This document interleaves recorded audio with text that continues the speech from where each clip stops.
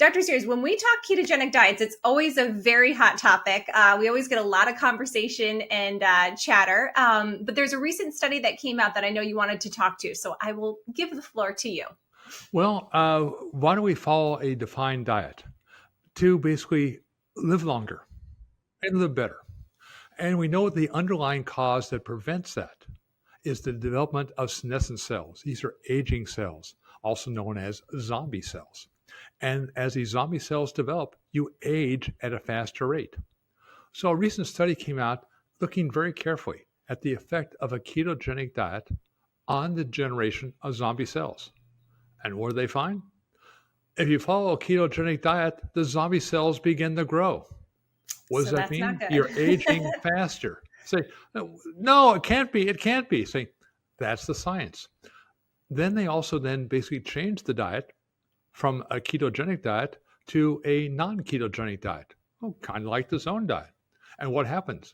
The zombie cells disappeared. They went back to the ketogenic diet. They reappeared. They went back to a non-ketogenic diet. They disappeared.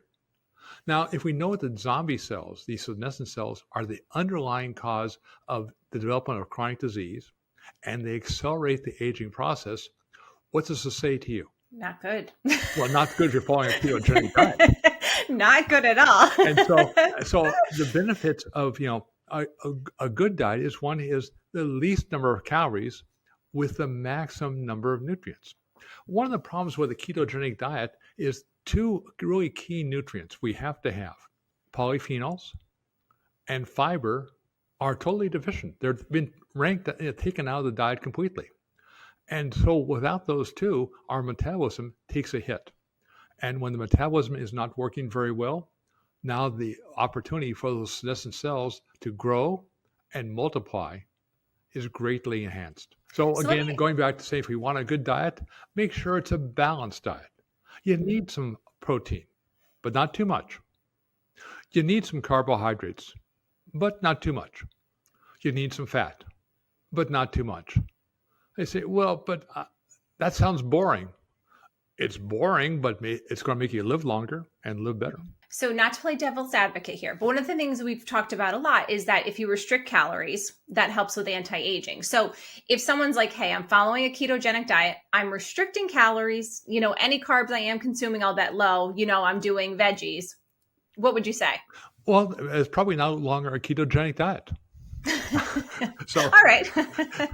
There's a fine line.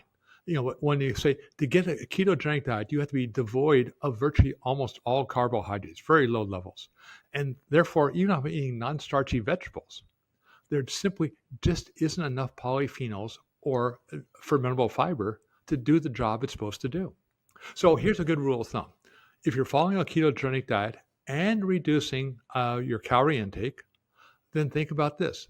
Cut back some of the fat and add some more vegetables. Right? Okay. All of a sudden, you've gone from a ketogenic diet to a zone diet.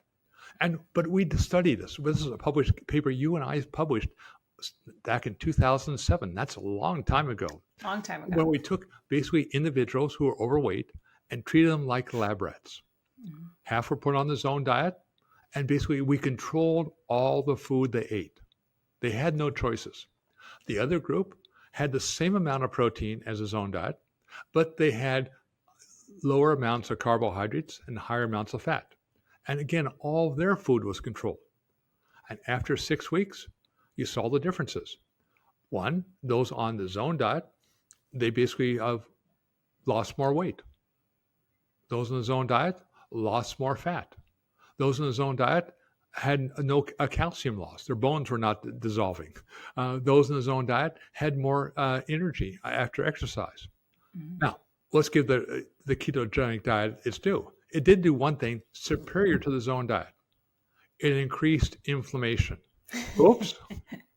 So this is a very well-controlled study, very elegant study. It says, be careful what you wish for.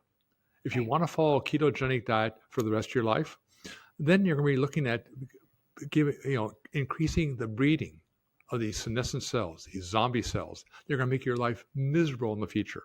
Mm-hmm. Simple problem, say, yes, I want to restrict calories, so add a little more carbohydrate, cut back some of the fat, and keep the protein at the same level. And all of a sudden, you've gone from a ketogenic diet to a non-ketogenic zone diet.